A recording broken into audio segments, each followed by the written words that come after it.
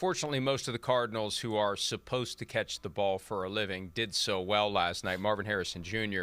had the most catches in any game in his NFL career with 7 for 96 and a touchdown. He was unstoppable early.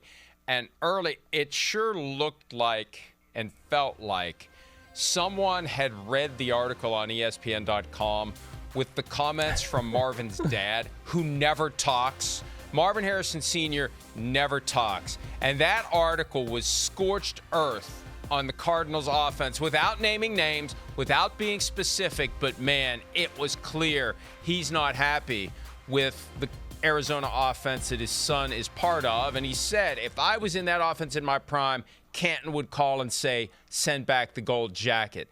And they went to Marvin. And that's what you – look, it's a simple pass-fail litmus test. When you have a great talent at receiver, you feed him the ball. Not because you're trying to placate him, not because you're trying to keep him happy, not because of anything other than our goal is to move the ball down the field and score points.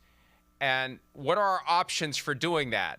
Oh, how about that guy who's incredible? Let's get it to him.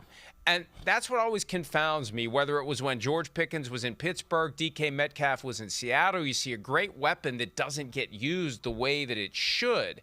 And it's not about someone's ego. It's about trying to win football games. So maybe whatever sparked last night will carry forward, and they'll realize we got to get the ball to this guy as often as we can. Yeah, it's always – sometimes I'm like, let's not overcomplicate this. Let's make it simple. And I thought that's what Arizona did. They said, hey, Marvin Harrison Jr., you go backside. Let's see what coverage they're in. Oh, they're man-to-man. Oh, let's throw you the ball on a comeback. Oh, they're in cover 3. He's soft outside. Let's keep throwing the same route till they come up and defend it. And what that did was it was like, okay, the Cowboys have their best guy on our best guy. We're winning this. We went right down the field, and all third downs, we kept coming to him, throwing to him backside. He converted all these third downs. We go down, we get a field goal. Now you come back. All right, how's the Cowboys going to play us? Next thing you know, they go to a cover 2. Now the middle of the field opens up. You hit Wilson in the middle of the field. You hit Marvin Harrison Jr. in the middle of the field on the end cut.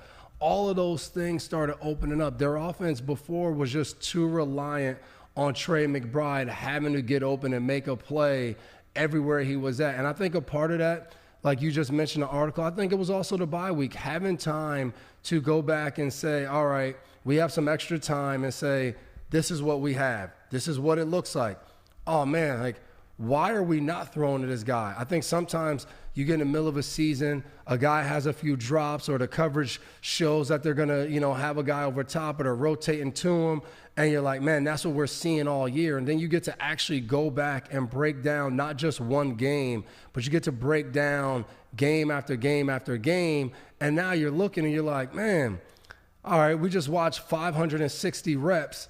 This guy had one-on-one coverage 320 times or whatever, and we only threw him the ball 50 times. Like, that's on us. And I think that's what it looked like. It looked like the Cardinals came back and was like, you know what, this is on us. Like you just said, this will elevate our offense, not just make Marvin Harrison Jr.'s numbers look right or justify us picking him at this.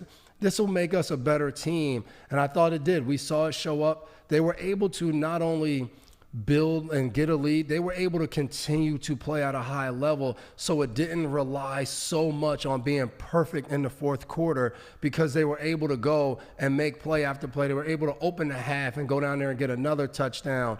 So kudos to them, to actually the coaches coming up with a better plan, and then the players going out there and executing it. Hi, it's Mike Florio. Thanks for watching PFT on YouTube. Hit subscribe for the latest news and analysis from Pro Football Talk.